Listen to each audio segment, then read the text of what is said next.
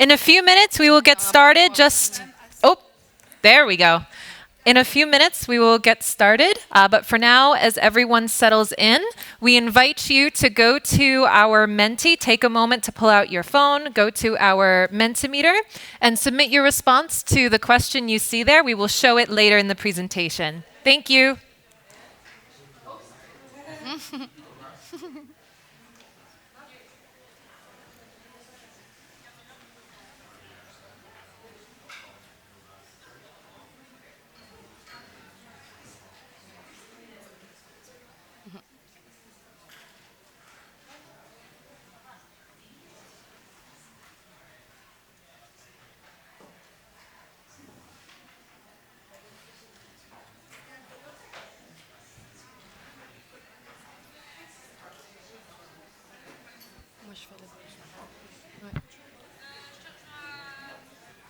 Thank you. Bonjour.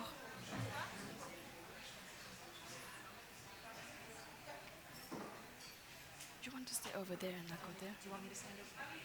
I think at first we can go on the scene to present ourselves, and then for the panel. Get on stage or stand?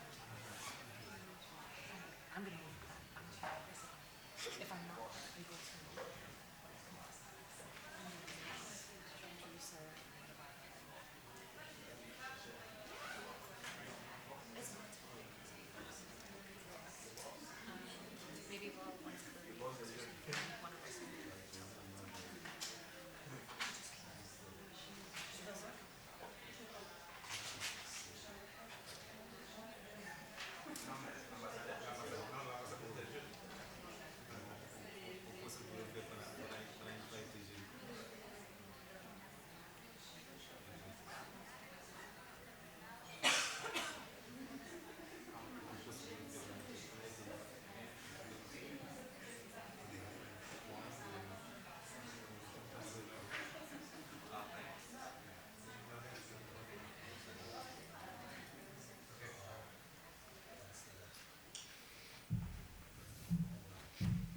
Good afternoon, everyone.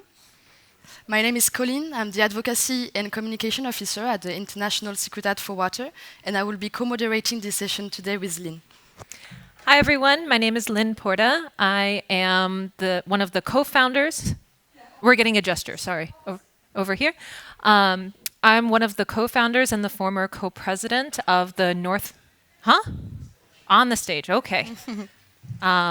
I'm one of the co-presidents, or former co-president, and one of the co-founders of the North American Youth Parliament for Water, part of the World Youth Parliament for Water. And as Colleen said, we will be co-moderating this session, which is on Water Across Borders, Youth Perspectives on Transboundary Water Management.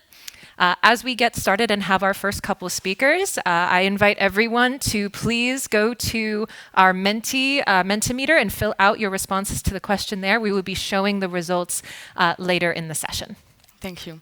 Before starting the session, I would like to introduce and welcome on stage Sarah Douce, who is the Executive Director of the International Secretariat for Water.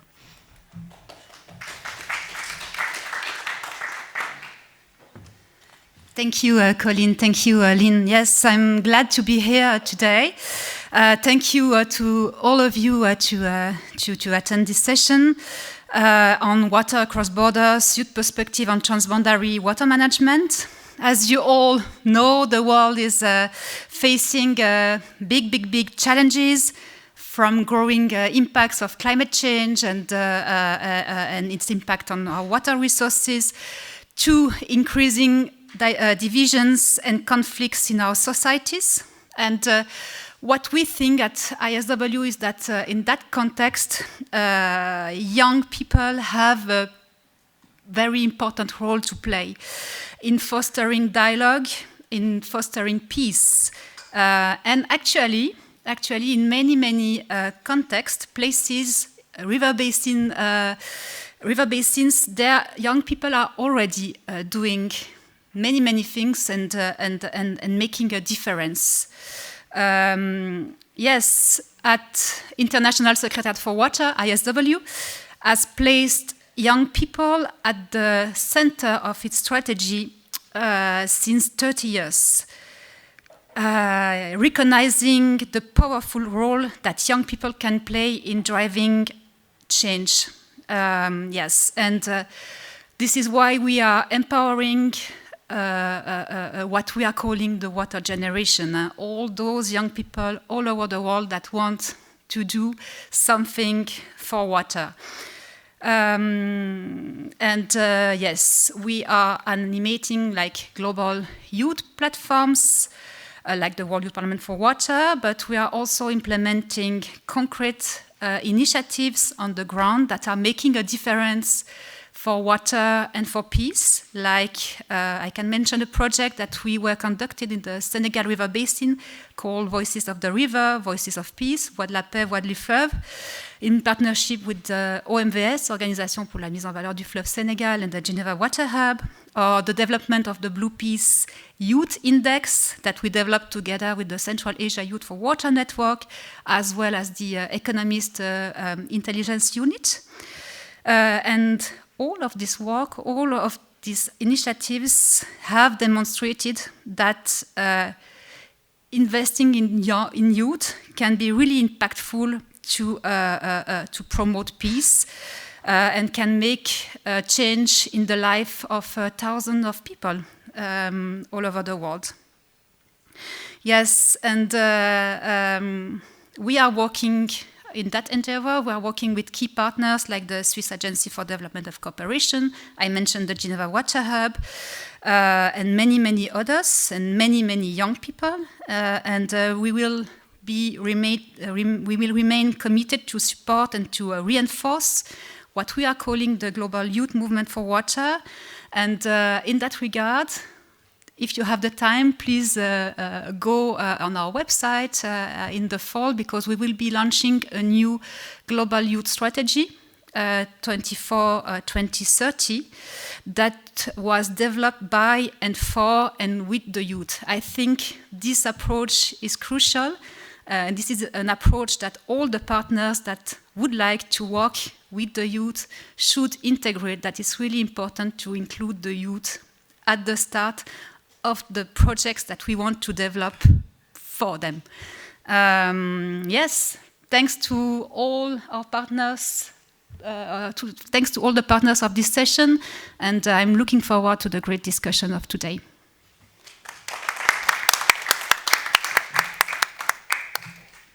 Thank you, Sarah.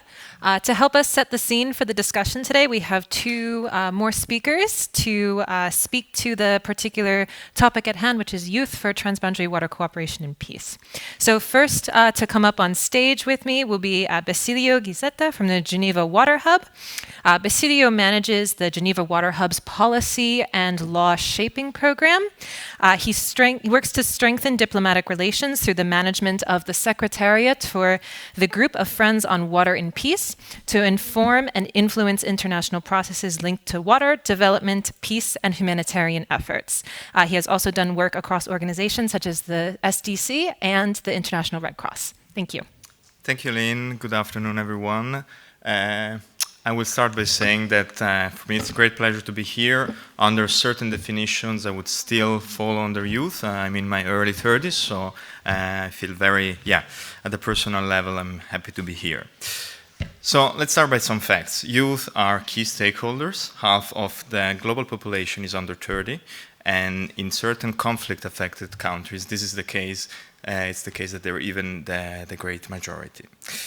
We must remember that youth bears the burden of poor water management.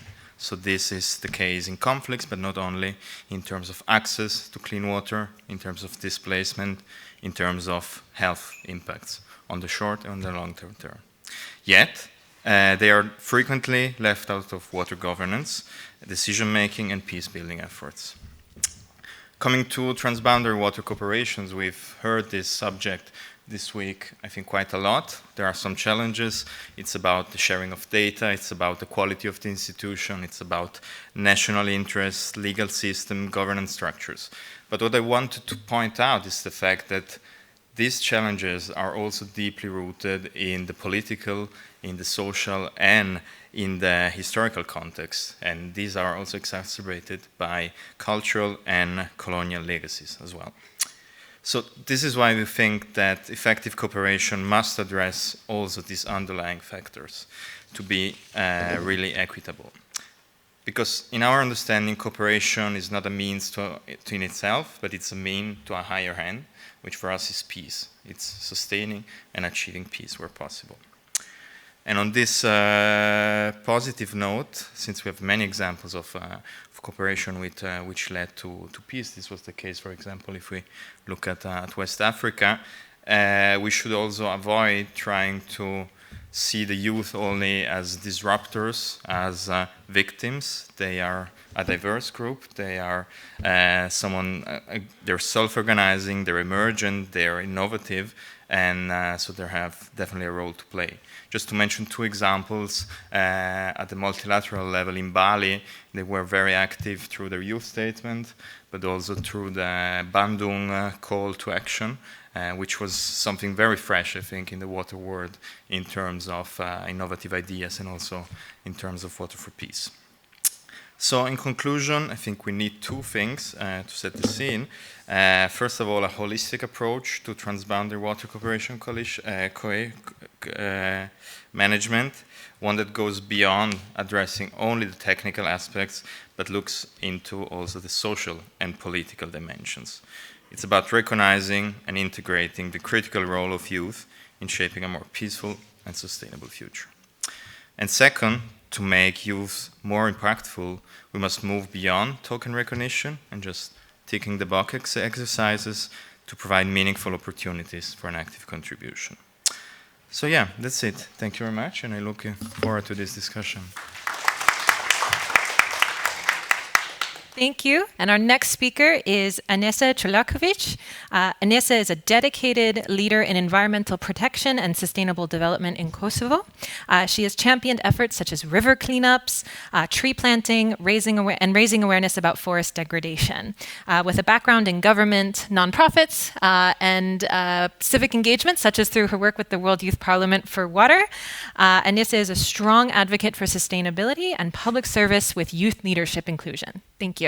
Thank you, Lynn. Thank you, everyone, for being here. And specifically, I thank International Secretariat for Water, who made it possible for me to be here and to give this speech and share with you the personal as well as professional experiences in regards to the topic. I would like to start this speech from two different levels, personal and professional. I lived through the war, and now I live through the conflict, on and off. In the southeast of Europe, not far from here, in the region called the Balkans. My city is located in the north of Kosovo, bordering Serbia. We share waters, lakes. My town is super rich, not only in gold mines, but also in 3 rivers and 2 lakes. And this has caused many troubles for us. However, from a positive side, lately we have seen a shift. Youth coming together for different projects, mostly supported by the municipality or the central government level, as well as some other international organizations that are willing to step in for a peace and sustainable development. Some of the actions that we took in our local level which grew up to the national and region level attention, was the Blue and Green Fest. There are 2 separate events. But one considers the water, the other one considers our environment, trees, and waste management. So during these 2 festivals, we had discussions with experts who talked about the dying rivers, who talked about the waste, who taught children through the workshops about the underground waters. We also had concerts to bring people together from different ethnic communities, which is our struggle to get together in a way.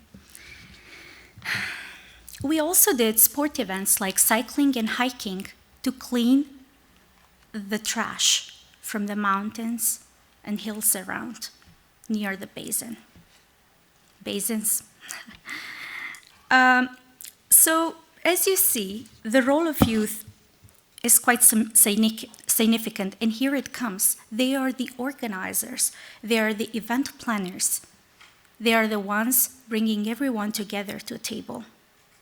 Sometimes we say youth should be brought to table, but also in some other aspects, we are the one bringing others to the table as well.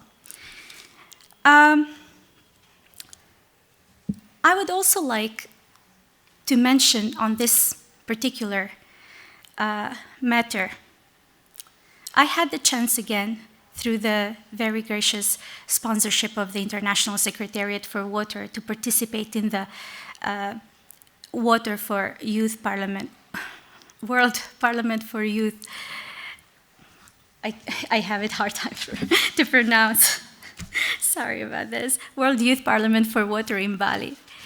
And throughout our participation in the high panel discussions, meetings behind the closed doors with the World Bank, Asian Development Bank, networking, women networking events, and so on, many other opportunities that have come to us, we also had a very concrete local action that we took part, and that was cleaning the local mangrove.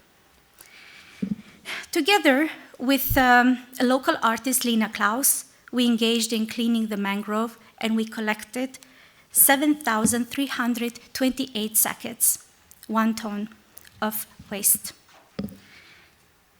And then, with the collection of the waste, of the plastic waste, we have done an amazing artwork which says "We are water," to serve as an awareness that what we drink in the water that comes from river, ocean, lakes, and so on, are polluted with plastic.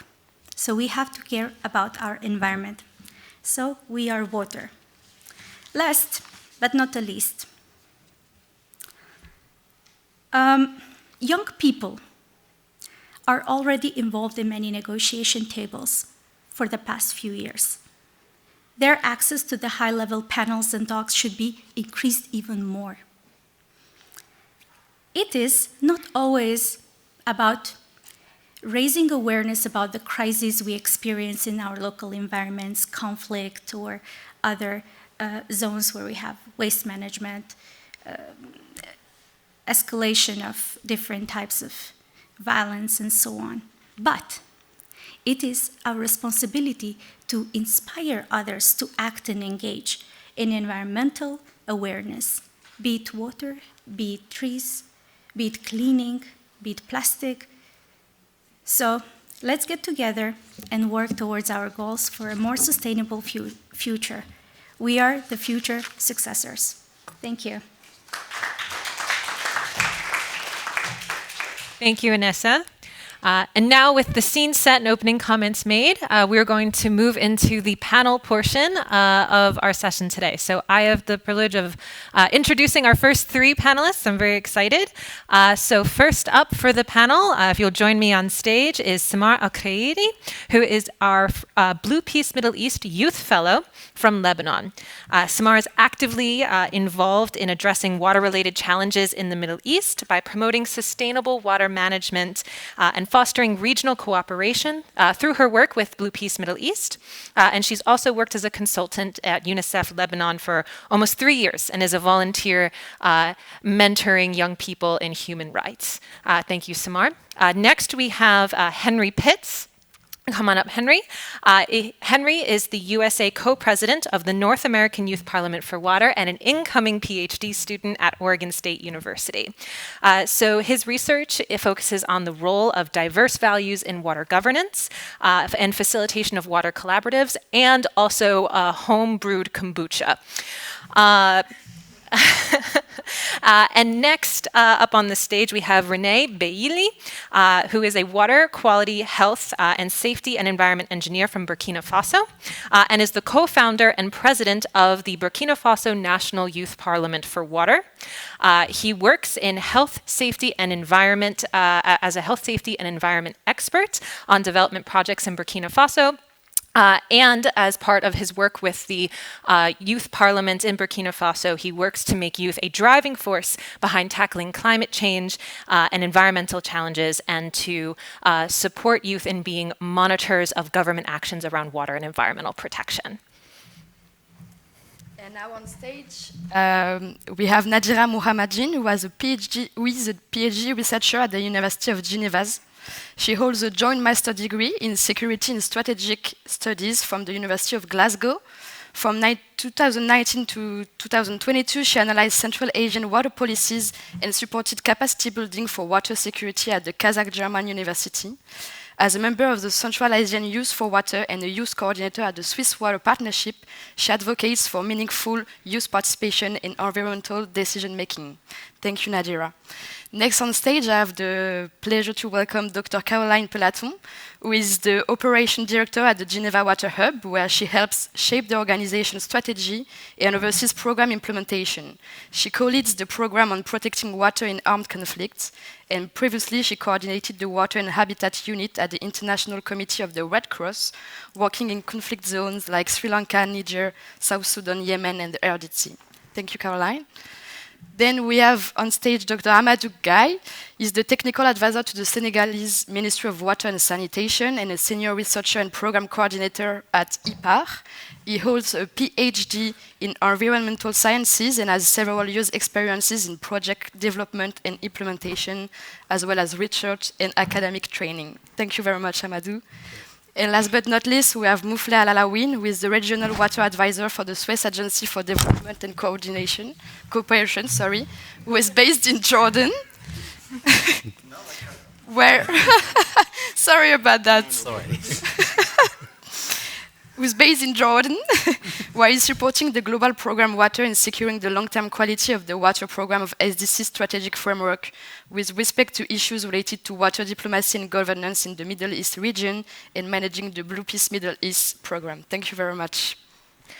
So to start off our panel, we invite you all to start placing your bets. Who's going to slip off the stage first, me or someone on the end? But in all seriousness, to actually start off our panel, we will go around the table, I think first from Samar and then all the way around, to have a question for you all. From your experiences in your different continents and your different organizations, what are the top 3 bottlenecks or barriers to meaningful youth participation in transboundary water projects and efforts? And yes, please lean into the mics. I would say briefly, like the top 3 that come to my mind are bureaucracy, limited funding, and the lack of national policies that push forward the youth engagement. I would agree with funding, especially funding for in-person attendance for diverse stakeholders, youth washing or checkbox inclusion of youth, and then I think as well misalignment of expectations between youth and established career professionals about what youth inclusion looks like. Thank you. Just to emphasize that René will speak in French and I will translate for him in English. So the first question is about the barriers. Ok, les 3 barrières qu'on peut refaire sortir, c'est l'implication des jeunes même dans les projets, les politiques, les stratégies et tous les efforts qui concourent à la résolution des problématiques qui sont liées au secteur de l'eau. Et l'autre aspect, c'est la compétence même de cette jeunesse-là. Elle ne maîtrise pas absolument les questions liées aux ressources partagées. Et enfin, l'engagement continu. Parce que la plupart des jeunes s'engagent de façon volontaire. Une fois qu'il y a un travail, on laisse l'engagement et puis on passe à autre chose. Voilà un peu les 3 barrières en fait, qui posent un problème au niveau de l'engagement des jeunes. Merci. So René talked about the failure to take youth issues into account, the lack of commitment, but also the insufficient skills and knowledge. Yeah, I also agree with my colleagues, and I would just add that there is also underrepresentation of variety of youth identities, because youth is not a homogeneous group. Also, there is a need for protection and psychological, psychosocial support for the youth, and the absence of place for intergenerational dialogues. Thank you. I think a lot of the points that I wanted to say have already been said. But yeah, for me, the first is really to have a cultural, a mentality shift to happen, to better understand the added value to have youth included in programs, maybe in organization or at a governmental level, especially when we talk about strategic discussions, seeing that a lot of the political discussions have a short-term mandate, but youth have the longer vision, so to be able to influence those processes better. And of course, finance and the structure of the organizations, the way they're set up, are not clued in for integration of youth. I think you already have your 3, because you have 3 multiplied by 5, but I will just want to add, I think, edit to that, not to repeat, but also the enabling environment, because we all know there are a need to involve youth in this process. We know also the capacity of youth maybe to really to raise the issue that we have, but mainly we do not have this room how we can maybe involve the youth. I think in the transboundary organization, but also at the level of the country, we need maybe to have this kind of regulatory or commitment that we can maybe involve youth effectively. Okay, thank you so much. I think one of the key challenges that we have this is the limited access to the decision making. This is one of the challenges. The second thing as well, the capacity building, and one of the key challenges, and I think this is not related to the youth, even for the development agency who are involved in the youth, sometimes missing meaningful and solid plan to keep the involvement of the youth in a strategic way. And sometimes they lack even the facilitation agent, how to help the youth to be connected to the decision makers. This is one of the key challenges I see. Thank you to all panelists for those insightful answers. So here's the second question to all of you once again. How can transboundary water management be leveraged to promote social cohesion and peace, particularly in conflict-afflicted regions, but also what is the role of youth in contributing to those efforts? Please go ahead. Through the past days, I'm pretty sure you've heard about Blue Peace. I can see a lot of familiar faces. So what we do in brief is that we promote cooperation on shared water resources among the 6 countries we work in by pushing forward dialogue and cooperation instead of focusing on social divides, on political interests, on national interests. And by that, we build trust. We emphasize on what we share instead of what divides us. So we, the youth, and I'm speaking here as the youth ambassador for Blue Peace Middle East, are at the heart of these efforts. We're working on several projects. One of the projects we're working on is creating a water scholars hub for the 6 countries we're working in, where we will somehow join all young professionals working on the water issues, not only the water issues, but also the WIFI, water, energy, food, and ecosystem. We would give them a place where they can not only share ideas, but also work on joint research, where they can propose innovative solutions to challenging problems, I would say. We're also working on creating chapters, university chapters, so we can include also the younger generation, create awareness, and level up the way we think. We're trying to create the value of cooperation instead of competition. So, in brief, I would say that we have a lot going on, but I only have 1 or 2 minutes. So by doing that, we help bridge the differences between the countries. We find the common ground, and we push forward to using water as a tool of peace instead of as a tool of conflict in the region. And I believe Blue Peace Middle East is truly a leading example on integrating youth in those efforts. And I would really like to appreciate SDC's efforts in not only funding, but guiding us as ambassadors through the fellowship on how to reach and giving us such opportunities to lead on this. Thank you. I would say that youth are pretty doggedly unwilling to accept the status quo. And I think that our rhetoric and our passionate responses to issues can be incredibly inspiring and mobilizing. And I think a lot of youth movements really build up a lot of momentum that's really hard to stop. So I'll just give a brief snapshot of some of the NAYPW's work in the Columbia River Basin, which began with a small workshop applying the adapted Blue Peace Index toolkit with Lynn Porta in a room on campus at Oregon State.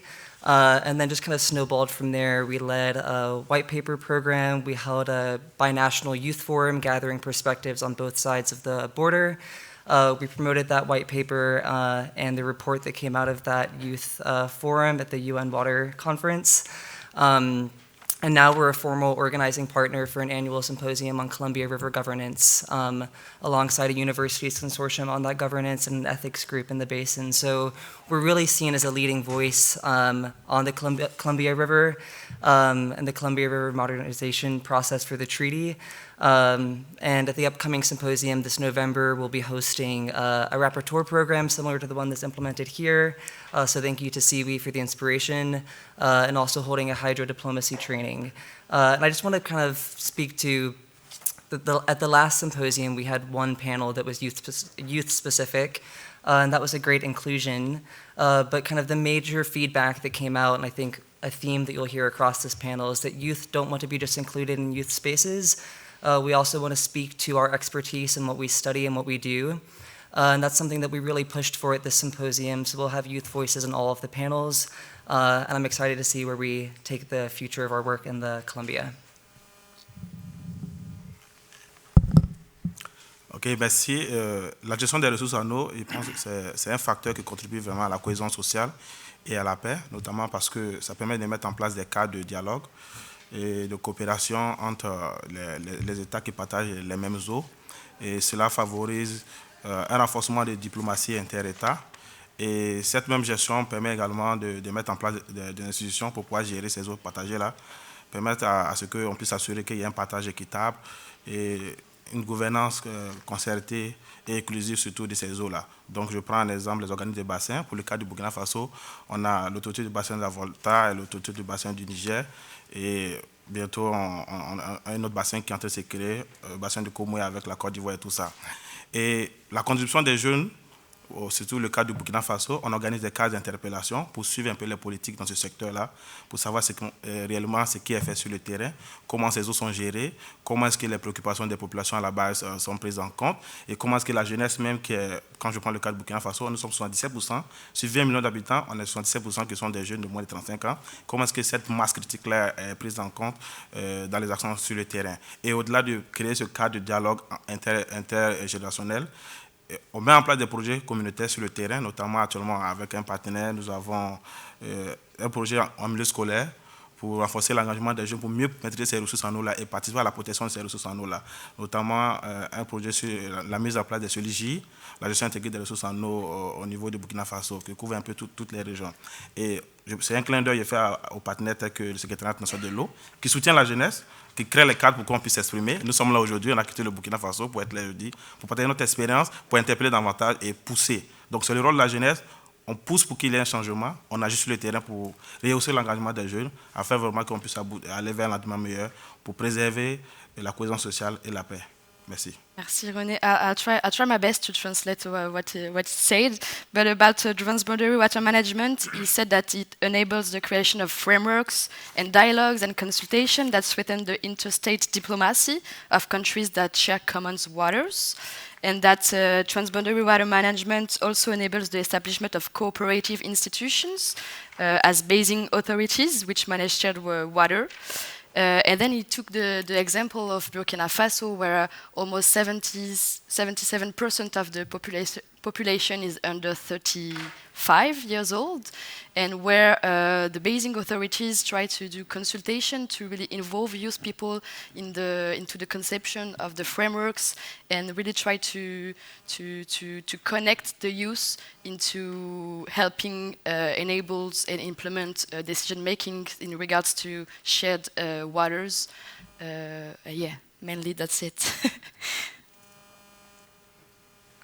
Okay, I am representing two regions, one country is Switzerland, one region is Central Asia. So in Switzerland we have the water challenge running, so this is an amazing opportunity to bring to life innovative, youth-led, low-cost and grassroots projects. So I invite you to scan the QR code in front of you. It is one of the winning projects of Water Challenge developed by Lim Porter. One more thing we do is network shops when the experts bring their experience to the youth and create a space for intergenerational dialogues. And the third one is mature mentoring, when young people who are just graduating the school have the opportunity to develop their project with the help of the Swiss water expertise. So they have the project guided by the experts, and it is also a way to show how fascinating the water world is. And coming to the Central Asian context, which is also Transboundary, very young region, and we're sharing two big rivers. One is the water education program, which runs at the Kazakh-German University, and this is a unique program which brings the youth from all 5 countries of Central Asia plus Afghanistan, and in 2 years they study together, they build friendships, they build trust together, and in the end they come to the positions in the water and energy ministries, and they stay in touch. And I think it's a great example to build up this cooperation and nurture it through the years. One more initiative that I wanted to spotlight is a seminar workshop series, which are supported by the OEC and SDC. It is Jobs of the Future, probably you have heard it. And when the regional youth try to create the regional vision of the future, we create the Youth Manifesto, and one country is picking up the initiative after the another. And what is the most amazing in this project is that the workshop series are coincided with stakeholder meetings. So it is a direct way to feed the youth declaration to the high-level panels. And the third one is basin dialogues, which are running in the Sirdarya River Basin. So the first initiative was to bring the women dialogues, and now youth dialogues are going. So the first one was together with the Dushanbe water process in 2022. Thank you. Okay, so maybe I'll just restate. It's obvious evidence that that water in conflict is very often one of the last points of cooperation amongst warring parties, and it's viewed as a technical, from a technical perspective, and non-threatening. And through water, it's possible then to reinitiate the dialogue and to rebuild trust. And in this,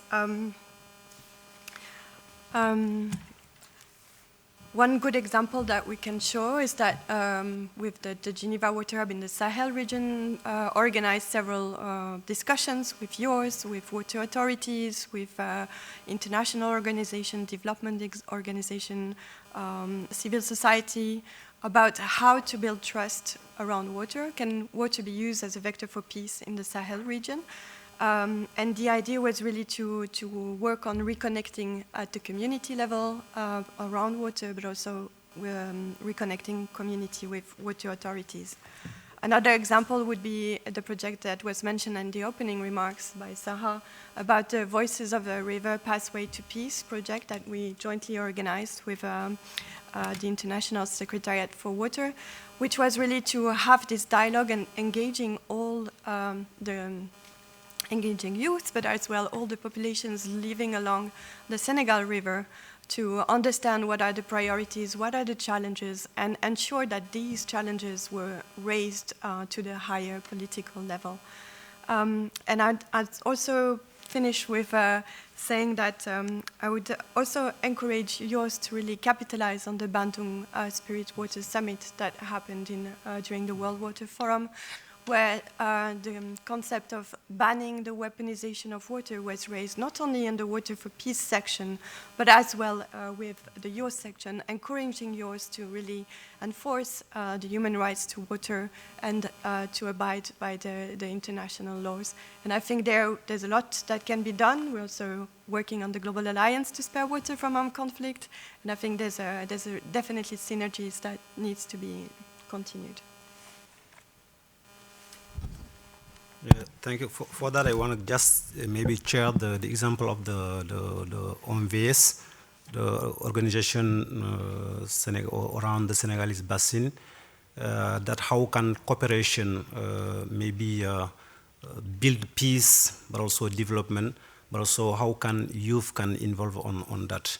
To have this kind of collaboration is give a platform of dialogue, but also of collaboration. I want to just take the example when we have conflict between Mauritania and Senegal in 1998. Even at the diplomacy level, they are not dialogue, but the technical and the collaboration between the community being there is why because we have this platform of dialogue and also. And it show how maybe to have this kind of organization can help to build a peace. It can also be like an economical and development cooperation. If you take today, for example, for the share project, if you take for the water drinking, if 60% of the water that use it in Dakar come to the Senegal River. If you take Nouakchott is one, I think the second city of Mauritania, 80% of the water, the drinking water come there. And it shows this kind of organization can be also a platform for economic development. And the youth also can play a great role on that, notably for the community involvement. And we know to build this peace is not just a political commitment, but also we need to have this community. And if I have this chance because I live in Senegal, but also I live at the north of the Senegal in the river. And you know, you do not have distinction between the people that living in Mauritania at the river because they speak the same language, and also these have a platform of cooperation. And also the youth have really a great role to play in that, notably also to bring the political commitment and to also to lead this cooperation in a way of platform of collaboration, but also an economical level. Okay, thank you so much. Again, just to clarify, while you are reading now, look that we have there is a blue peace. But let me to clarify, this is not a peace initiative. It is an initiative for water cooperation. But definitely that will lead to peace. This is where we see here the role of the youth is very important. Since they have fresh ideas, innovative solution, and they can be part of any solution or dialogue in the region. We are not saying this is in paper. We actually now start institutionalizing the involvement of the youth. Now we started localizing a Blue Beach in 2019, and we established regional mechanism in the Middle East. We involved 6 countries, Jordan, Iraq, Syria, Lebanon, Iran, and Turkey. And we have spent 2 years in preparing the structure of this regional mechanism. We develop role of governance, we develop mandate, vision, mission for this mechanism. One of the key layers of this mechanism is the youth engagement. We started 2 years in preparing this ground, and this year we started real strong and strategic youth engagement. Now we have 6 fellows from the participating country, and this is the starting point. And I had a discussion with the coordination office now to develop a clear strategy and solid and rigid plan. What would be the role of the youth in the future and in the Blue Bees? Since as SDC we are in the process to hand over the initiative to the region. Now we are in the process to hand over this to the region, and it has to be managed and owned by them. The youth is very important, and we are trying through this structure to break one of the key challenges, which is the access to the decision-making process.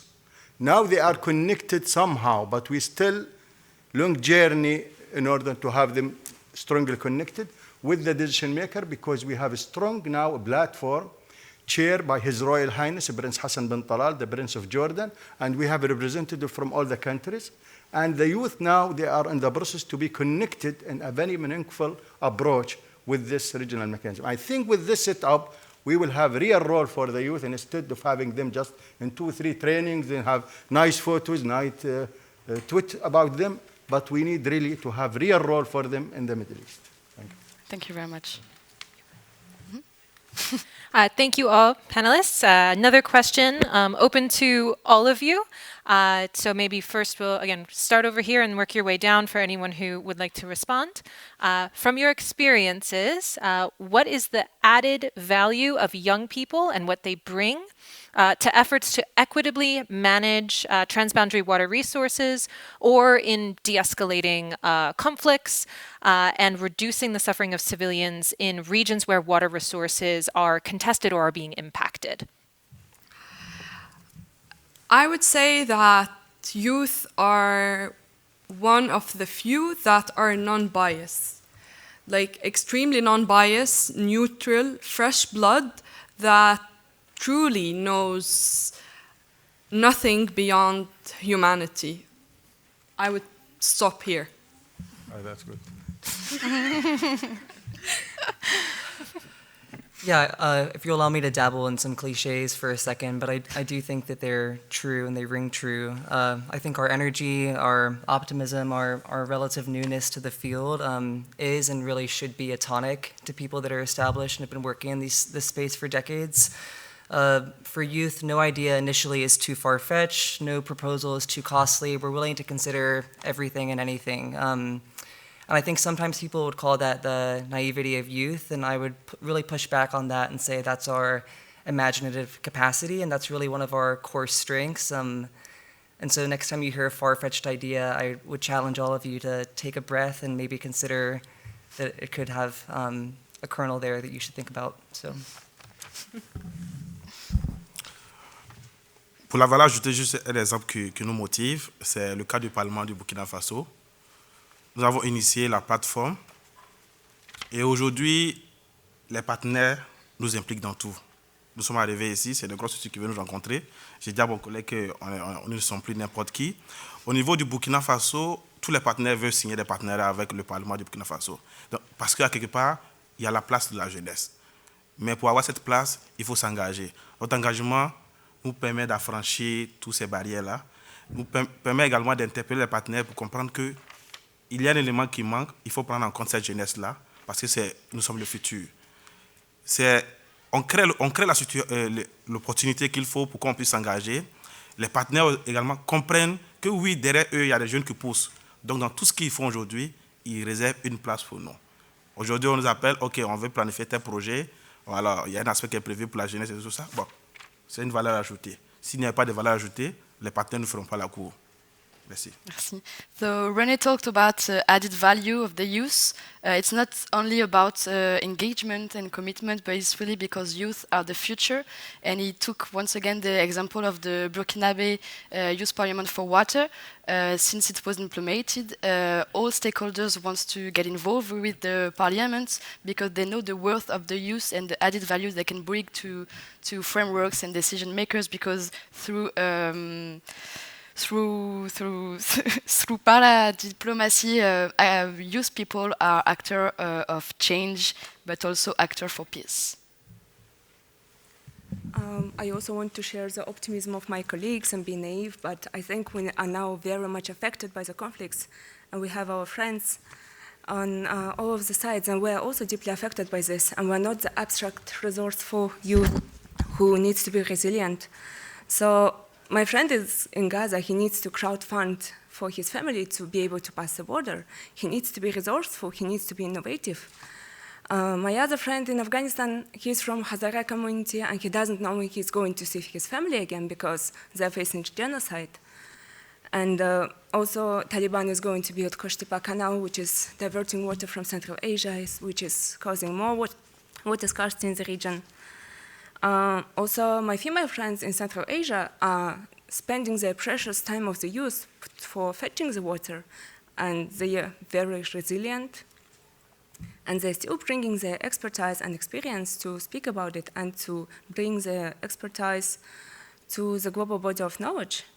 And also, my Ukrainian friends, they're still terrified because their water anxieties coincided with nuclear anxieties in 21st century, and they think that it is just terrifying and it's not how the things should be. But what they have in common is that they come up with the solutions. They are not dragging all this history of grievances with them. They are the ones who have this long-term vision because they're building the world for themselves further. They are pragmatic.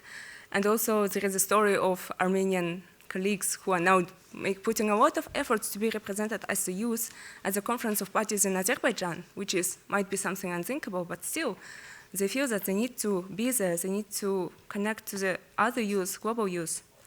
So I think that our strongest thing which we have is this sense of justice. We're witnessing that everything. We have great platforms to amplify our voices and bring our lived experiences. We have this opportunity to become opinion leaders and bring this sense of impartiality to some extent and show that we cannot re-amplify this call for violence and hatred. And I think this is the strongest and most motivating part of being a part of this generation. Thank you. Thank you, Nadira, for those good examples and sad examples. It's hard to come after this very emotional testimony. I'll join Samar on the non-biased perspective. I think yours has this capacity to mobilize really a critical mass of people to influence the dialogue. They have the capacity to transcend this short-term vision that we have as elder on the political processes, but also on strategies, on funding allocation. And also, I think they also have the capacity and the resources to help build cases, like you were mentioning, to feed into the Global Alliance to spare water from armed conflict, to bring those testimonies to light, to help us build cases on the impact of conflict on water, to better inform policies. So, yeah, I'll stop here. Maybe for me to raise the role that the youth can play, notably in the issue of collaboration or transboundary, we want to just maybe to frame the issue that we face and the solution that are mostly proposed. You know, today when we propose solution is through an innovation, is through collaboration, is also through community engagement. And also, we know if you talk about innovation, but also for science and data evidence, the young people are a great role in evidence production, because when we maybe to build a great political, when we maybe to build also a great project, we need evidence, we need data, and we know how the principal role that the youth people can play, and also it can be a leverage that the young people can be involved in the transboundary. We need also technology, we need innovation, and when we talk about it, we know also the central role that youth, it can be also a leverage that the youth can maybe play a big role on that. The community engagement, how maybe you can bring the local effort to the global effort. And this trend, we know that the youth can play a big role on that. I will stop there and maybe give my talk. Okay, I would say the youth, from our perspective, and in the engagement in the Blue Peace, now we have 3 pillars, or 2 pillars, let's say. We have policy pillar, and we have capacity or development pillar. In the policy pillar, we see very important role for them as agent for change and mobilizing even the local community, be part of the public awareness, or raise the awareness of the people, or include some civil society in the process at different level. Because to be frank with you, we need to be realistic here, to not jump to the cross-border immediately, because we need to prepare these at national level, local level, this common understanding, how this dialogue could be look like. And in order to have real role for the youth, there should be a tools, mechanism. And the first one is the working around water, environment, food, and energy nexus. And we see this as a new thinking approach. It's not a technical project only. And the youth now in the Middle East, in the Blue Peace, carrying this new initiative. How to mainstream WIFI thinking approach in the dialogue. Why are we saying that? Because you know the water no longer can be negotiated as a standalone and separated from other components. Otherwise, nobody will reach fair and sustainable agreement. Water has to be linked with other resources. I think the youth here have a vision now where to go, what to put in the ground. As my colleague mentioned, the evidence-based approach is very important. We have with us here the director of the Water Diplomacy Center that we, in cooperation with Jordan University of Science and Technology, built and established in the Middle East as a regional hub. They have initiated master program in water diplomacy. For whom? For the youth. Because we believe that evidence-based data are the tool, or those are all studies, the research tool, not just to provide information, to create dialogue. And I think here the youth can have both role in policy dialogue and evidence-based production, as my colleague mentioned here. So we have a vision, we have some ideas, dreams, but at the end of the day, it's in the hand of the region, not in us. We are trying to provide as a facilitator or coaching from far away.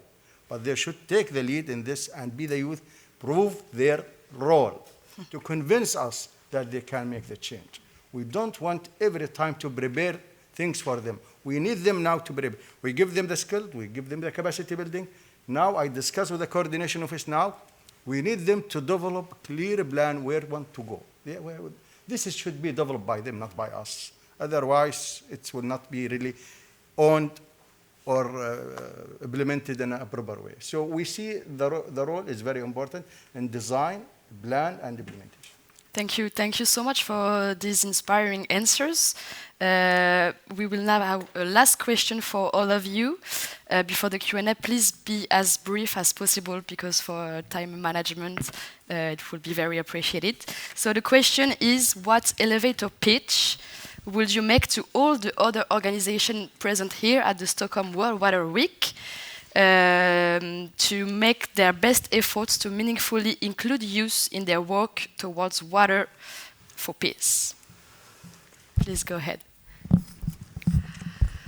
I believe that our presence today here as a youth ambassador myself is an impactful testament to the impact of youth in turning water into a tool for peace. As Engineer Muflih said, Blue Peace didn't just give us the tools, the capacity building.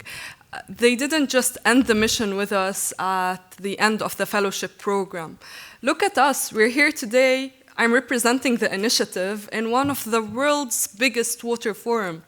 So I believe, considering this, pushing your youth forward, not only holding hands for them to pave their way, but just believe in them. Blue Peace, in the support of SDC, truly is an inspiration for the region. They are taking our ideas, our passion for water, and turning them into projects. Imagine that the first ever project of Blue Peace Middle East is a project that us, the youth, suggested. So what else can I say? Just take that into consideration, and that's it. Yeah, I would just say that youth inclusion isn't radical, nor is it hard to implement, and it's also not a new idea. We've seen a huge, really well-publicized movement, especially in the environmental and water space over the past 10 to 20 years. And I think a lot of the initial rhetoric necessarily emphasized why youth are so valuable, our energy, our vision, our expertise, our perspective, but I think established actors that are more advanced in either their age or their career should remember that if our rhetoric is landing on resistant ears, that you were also young, and it probably wasn't that long ago. And I know that you all had the same creative ideas, passion, drive, and perspective then that you do now. We've heard that this week. We've heard people talking about the arc of their careers. So I'd just like all of you to remember knowing at our age that you had something valuable to contribute, and that feeling of not being heard or being substantively understood. We don't want to spend any more time than is necessary telling you why you should listen. We'd rather focus on sharing our expertise, our perspective, our creativity. So, I think that all stakeholders know the importance of youth in the water sector. So, youth is the present and the future. Let's work together as strong partners to achieve a sustainable goal. Thank you. So Ronnie just said that all... It was sorry. Now we need an I need the translator in French. I'm tired. That's good. En japonais. Yeah, I think I can just reiterate the point of my colleagues. Please keep your promises to the youth. Please sustain your funding so we can grow and bring positive impact, and keep your promises and stick to the pledges. There were many big stages where the promises were made, so it is Glasgow, Dakar, New York, Sharm el-Sheikh, Bali, Dushanbe. Please maintain this momentum for the next conference. Thank you. So I'd say, deepen partnerships with youth, more than the token youth invited on a panel at the last minute because you don't have a youth representative and it doesn't look good on paper. And include them in the strategy that you are building. Confront your ideas with the youth because the ideas that they will bring are super valuable. And I'd also encourage for the next UN 2026 Water Conference to take inspiration from the Bandung Spirit Water Conference that took place at the World Water Forum in Bali, where youth was really included at all levels of the conference, and which is not something that we often see and is deeply needed.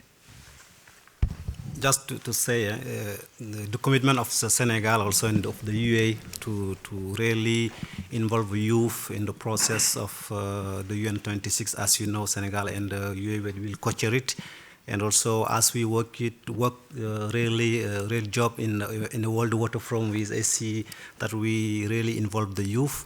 What just I can last, youth are not just a leader of tomorrow, but they are the change maker of today. And also I want just maybe the organization who was here to just close your eye a second and imagine the world where the energy, the creativity, and the passion of the youth people are fully harnessed to build a future where water is a source of peace. Thank you. Okay, I would have just one recommendation. The youth very important. But please give more time for the planning if you want to involve the youth. Have a clear vision, meaningful plan, because they have a lot of energy and commitment for environment sustainability. But if we don't really plan very well, we will lose rather than win. And this is exactly what we did in the Blue Beach. It took from us 2 years to at least have first phase of the youth engagement in our program, and still we need to think about their future. Thank you very much. Thank you, panelists. Yes, please applause for the comments. Thank you. I know you were all saving your applause for every round we had, so thank you. So now we have time for a little bit of question and answer. There's a microphone that will float around the room, and then after the Q&A, we will have some closing remarks, and we will finally share with you the results of the Menti that we started off the session with. So is there a question in the room we can start off with? I know there's one online. Someone over here? Yes. Okay. Thank you. So my question is, we are speaking about the youth, but who are the youth? Sorry. Not me. Intergenerational panel. Engineer Mifleh, you mentioned that SDC took 2 years for planning, which is great, but I'm from the Middle East, and I know how those initiatives are always going on. The selection of those youth were always from certain layer, from the community, from certain families, from those students who are attending international schools or universities, just to amaze the donors that we have English speakers, sorry to say this. So how to convince the decision makers in our countries if those youth are not from the whole community selection, governorates, different thoughts and aspects? Thank you. Panelists? You allow me here regarding the selection. I think we developed through the coordination office and with the engagement of all the participating countries from the Middle East, a specific criteria. And they selected 6 fellows from 6 countries based on these criteria. And to be frank with you, from my point of view, and I am following this program, I have been following this for the last 6 months, I found those really youth one of the best that I really met, and they are calibers, very committed, and the most important are the result. We are satisfied so far with the result, and they are not just participate in conferences, they are working on the ground, they're developing pilot project, they are trying every day, come with new ideas. And I call them not youth, not ambassador, believers, because believers that they are really believe in what they are doing. It's not just they work for another base. So I think here, the criteria, the only thing that we can do, because I don't know the people of 6 countries to select. There are criteria, and we open the door for the application. And based on that, we have a committee, and the committee select. Yes, the English sometimes is very important, because, you know, even between or among this country, we have Turkey, we have Iran. We don't speak the same language. We need to use the language that can be communicated with each other. If we don't have this criteria, then I think the main purpose is to have the people to talk to each other across the border. If we don't really have this common language, we will not be able to, unfortunately, to say that. But this is what, I hope to have one language, but this is the only. Just allow me to jump. I think this question is really fundamental. When he asks who is the youth, it's just the young people that have chance to go to school, to learn about water. Is really just youth who can make impact. I think this question is fundamental. And now we have 2 things: how to proceed things. Maybe the youth that have chance to go to school, they can play a huge role. Also, the link between the youth they don't have chance maybe to go to school and can impact the community.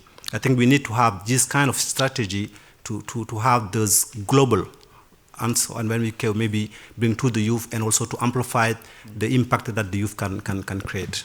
And if I may top upon that, I think one of the good example that we can show was this Voices of the River Pathway to Peace, where it was not just people who are speaking French going there, but it was really to go at the community level, working with people living in different villages, understanding their preoccupations, having an art initiative around that, engaging the youth living in those communities to make a short film on the issue around water, and then bringing that to the River Basin organization.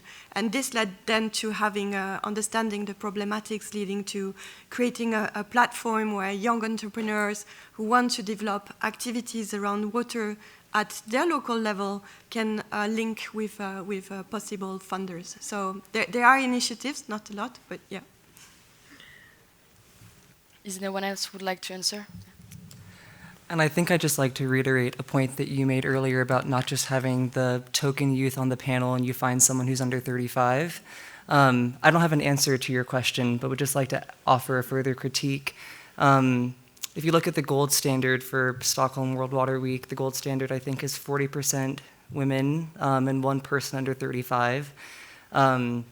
And I think that oftentimes that ends up being people that already have funding to come, people at universities, at research institutions, and yes, our perspectives are valuable, I'm not downplaying that at all, but I think that people can look at more substantive criteria. You should have people from rural areas, and I think as you said, youth are not homogenous, and that criteria implies that we are.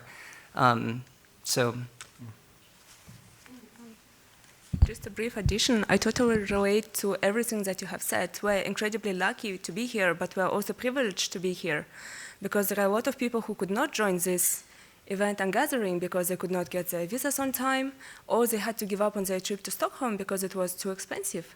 So let's recognize this and let's use the fact that we're here to connect and to create these opportunities for others.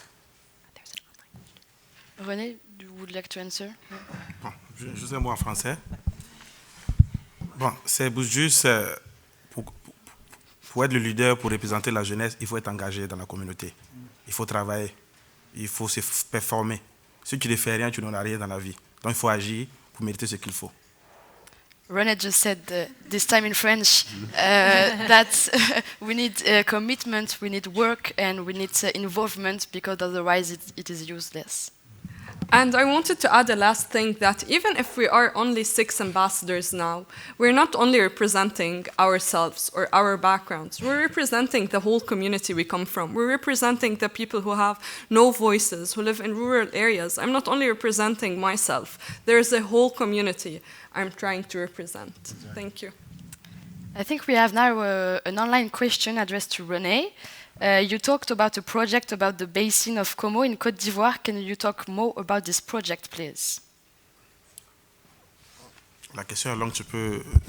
Quelqu'un te demande, tu as parlé d'un projet en Côte d'Ivoire au bassin du Como. Est-ce que tu pourrais parler un peu plus? Un nouveau bassin qui est en... Oui, c'est pas un projet. Et je l'ai dit, dans le cadre de la promotion de la cohésion sociale et la paix, nos gouvernements travaillent pour mettre en place des organismes de bassin. J'ai cité le cas de l'ABV et l'ABN, l'Autorité du bassin du Niger. Et je dis, entre la Côte d'Ivoire et le Burkina Faso, on partage un bassin. Donc, ils sont en train de travailler pour mettre un comité en place. Ce n'est pas un projet, c'est un cadre de gouvernance qui est entre les deux pays qui est en train de se développer. Voilà. Donc, celui que je l'invite ici en Côte d'Ivoire, il n'a qu'à rentrer en contact avec le ministère de l'eau pour voir comment est-ce que les jeunes de là-bas peuvent s'engager. Parce qu'au Burkina Faso, on participe déjà à ces rencontres et on a même un projet en cours, voilà, dans cette zone. Voilà. Merci. So René just said that he talked about this initiative about when he was talking about cohesion and peace, and that a basing organization is beginning to be put in place because there is like a watershed that is shared between Burkina Faso and Côte d'Ivoire, and there is a committee who is currently emerging between the two countries, and that they are looking at how youth can be involved in this committee.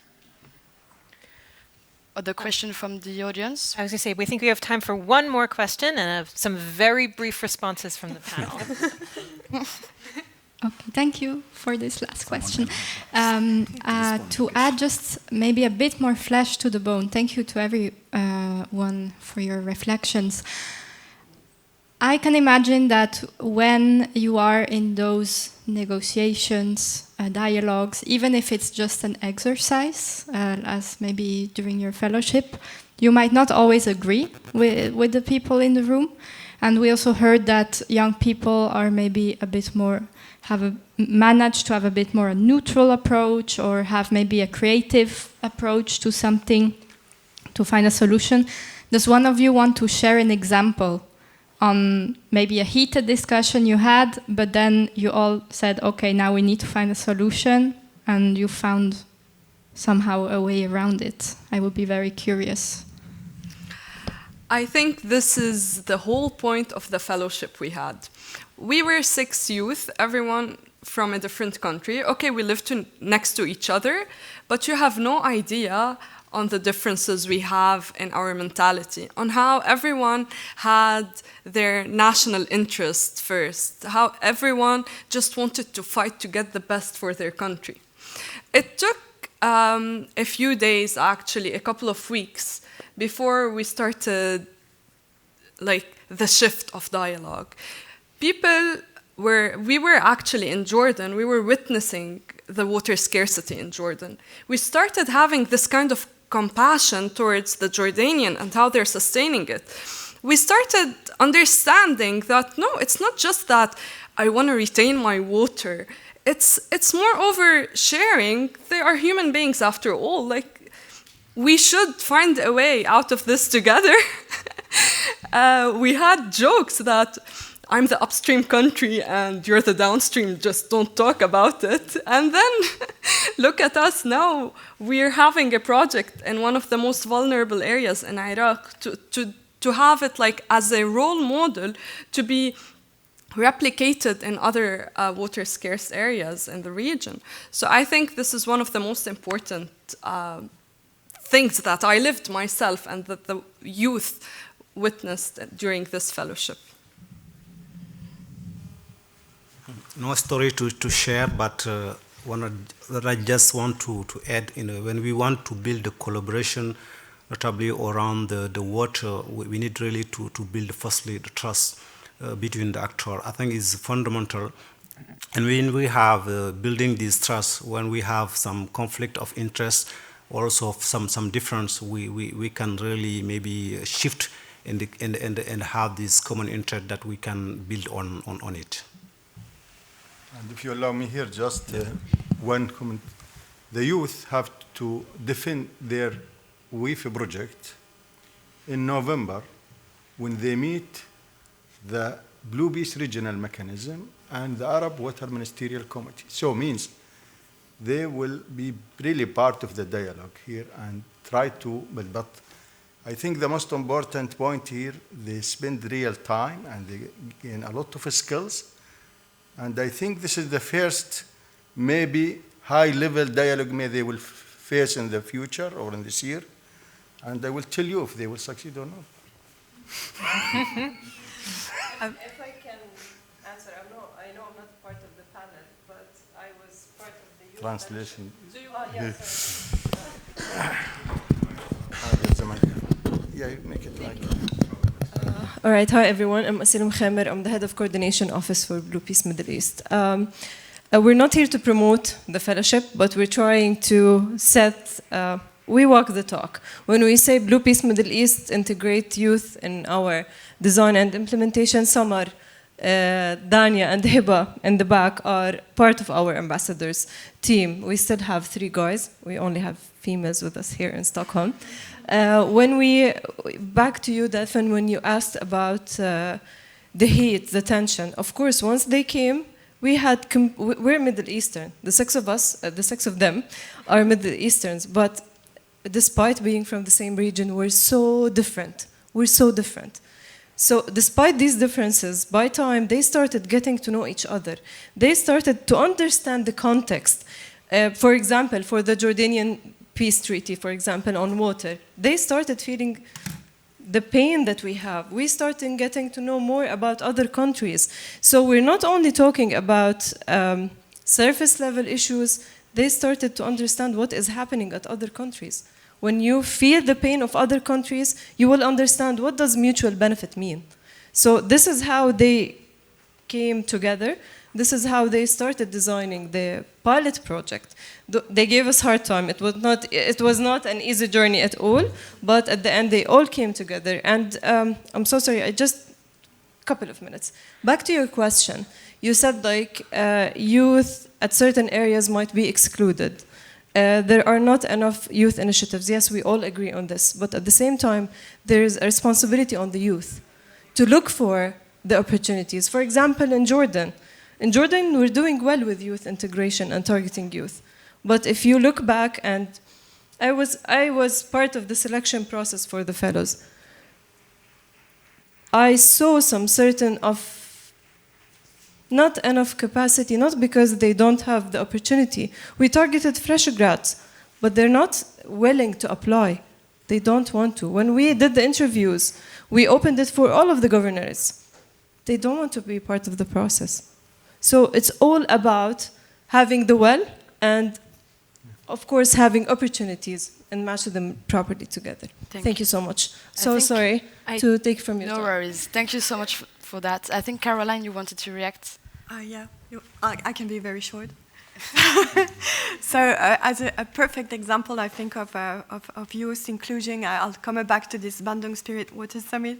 It was for me a really inspiring moment because youth was included at all levels in the preparatory process, but as well as in the discussion, having exchanges with former head of states. So it was a really high-level discussion, and the youth voice was heard, and maybe not always in agreement with what the head of states were mentioning, but that dialogue took place and happened in a very positive, with a very positive outcome. And then the second, in our work, we do a lot of reflection moments, like a confidential dialogue, where, for example, on the question of water for peace, how can we position water as a vector for peace in Sahel? We had yours, we had military, we had international organizations, civil society, water authorities, and everybody had their own sectorial approach, but then in the end came up with like positive recommendations of how to move forward, and we're still using those recommendations now in our program. So those, yeah. Thank you, everyone, and thank you, panel. We are really short on time because I know our session managers are also going to push us out to make room for the next session at some point.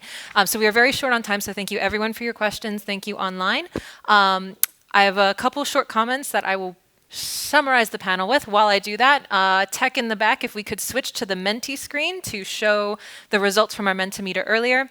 I think the some of the key themes in one or two words that I heard from the panel was this panel about youth and intergenerational access to water cooperation was energy, equity of opportunity, and imagination and creativity, I think are kind of some of the key themes we heard. So thank you all panelists for sharing that. And here we have the results of our Menti. I think we hit on a few of the key points that we talked about throughout this conversation. It's always interesting to compare sort of the youth-focused conversation versus where we start with. So maybe now with this conversation, the first thing you think of when you think of transboundary water cooperation will be youth engagement. One day we'll run this and youth will be up there. Thank you, panel. And Colleen, if you'll be introducing our final speaker, yeah? Yeah. Marta Saracosa from the World Youth Parliament for Water, which is the advocacy lead of the World Youth Parliament for Water. Thank you so much. Hello, everyone. Very, very happy to be here. So please take a breathe 1 second, assimilate everything that was heard here, assimilate all the good practices that young people are already, implementing on the ground. And I think this was a very nice example of an intergenerational panel. If we count the panelists who were here already, and if I dare say so myself, gender-balanced panel as well, which is very, very nice to see. I think these kind of intergenerational dialogues are the kind of dialogues that we do need to see flourish in all different types of forums. And my hopes with this session, and after this session, I think, is that after all, as Amadou said, we all know the importance of youth, but I hope that after this session, we all know why youth should be included. We all come with some of the arguments that we could be using to answer the next time that we inevitably get to answer the question, but why youth? But why? Yes, youth are important, but do we really know why they're important? So that we can move beyond this idea of, the youth washing, the tokenization of the youth representatives. I have summarized a little bit of the arguments that were here mentioned and that I think are really important for you to take out from this session. So, as Belisilio said, in fragile or war-affected contexts, youth are not disruptors. They are not only victims. Young people are right now the ones who are bringing solutions to some of our commonly identified challenges, problems.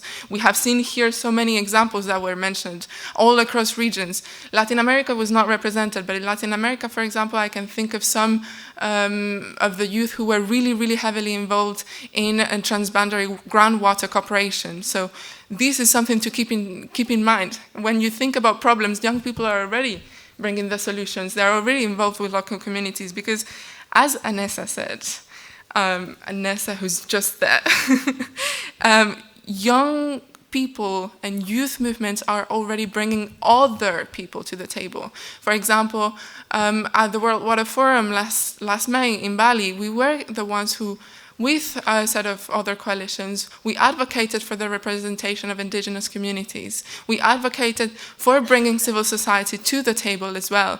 We were some of the most diverse groups there represented.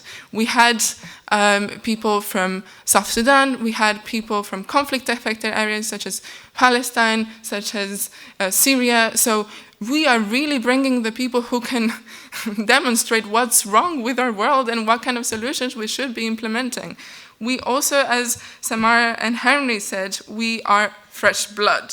Of course, everyone at one point of our lives we were fresh blood, but we are also bringing new approaches. The water sector is a sector that is, ever evolving. We have new technologies, we have new trainings being developed.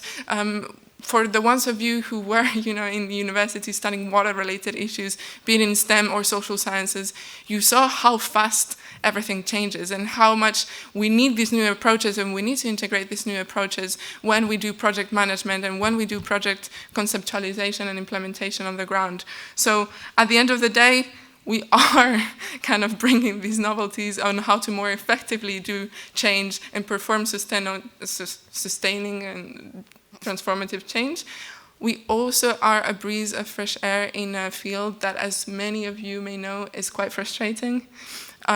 We may listen amazing messages, but it's always good to see, like the young, very passionate people running around and being like, oh my God, this is so great. I have so many solutions. I really, really want to keep being here until midnight, and I'm going to be writing speeches. It's very nice to work with us, because at the end of the day, we can bring you this kind of power and this kind of energy that sometimes we forget we had at the beginning.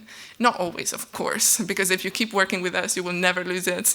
As René said, and Caroline as well, we are the ones whose life will be the most impacted.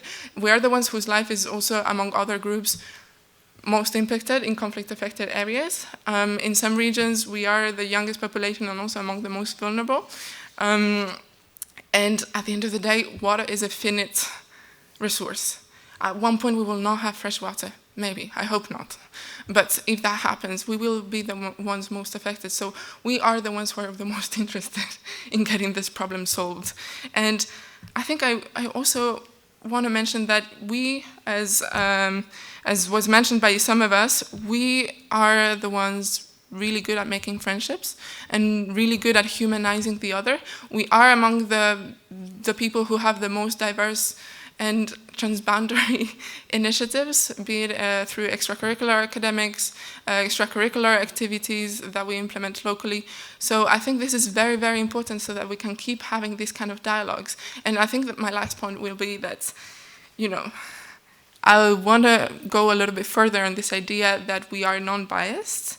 I think we especially are the ones who have the privilege, but also the liberty of addressing some of the elephants, because there's many, in the room. We, as young people, we are not bound to specific guidelines set by organizations, even though, for example, here we are kindly supported by many organizations, such as the International Secretariat for Water, for bringing some of our youth here. But we can't say what's happening. We can be a little bit more free in how we advocate. And for example, now with the Global Youth Movement for Water, one of our advocacy strategies, our advocacy strategy, the Global Youth Movement for Water being a coalition of now 370 plus youth-led organizations in the water sector, one of our core pillars is a strong action against the weaponization of water. I don't know how many of you might be able to mention these topics. on behalf of your countries or your organizations, but we can. And we will, because it's one of our core messages. And now that we have these arguments, what's next? Because we need a little bit of action. We need a little bit, and this will be my last minute, we need a little bit of, okay, how do we take everything we heard here and the context that we're going to gather from all of these incredible speakers, well, how do we bring it back home? What's next? How do we walk the talk, as Hiba said? So, sorry. So we, at this point, need more investment in, first justifying with our governments what's happening, what's going on, and why we need more youth. We need also youth scorecards in our project development projects. If any of you is not familiar with scorecards, youth scorecards, come to me. I will very kindly introduce this concept to you. We need capacity building. We need entry-level opportunities. Again, we cannot sustain initiatives through the unpaid work of interns. Please allow young people to get involved in the water sector and decently living through their job in the water sector. We need consultations, youth consultations. You could perhaps think about including young water professionals within your delegations when you attend these kind of forums and these kind of meetings. You will see they will bring you a lot of contacts because, for the less youth, so for our allies, you will see that it's a very good investment to bring young people into the delegations because they run very fast if needed. And now for the youth, because I know that many of you, and me as well, we are youth.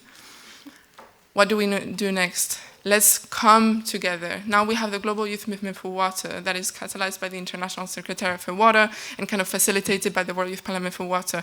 At the World Youth Parliament for Water, we have many, many, many chapters all over the regions. Let's come together, let's fight together, let's kind of keep in contact, and let's also start pushing together the barriers that are not letting us talk. So let's keep pushing, hopefully with the help of our less youth allies, and let's start kind of building bridges between, topics, regions especially, but also generations, because we really, really, really need it for sustaining change. So thank you very much, and I hope you enjoyed this talk.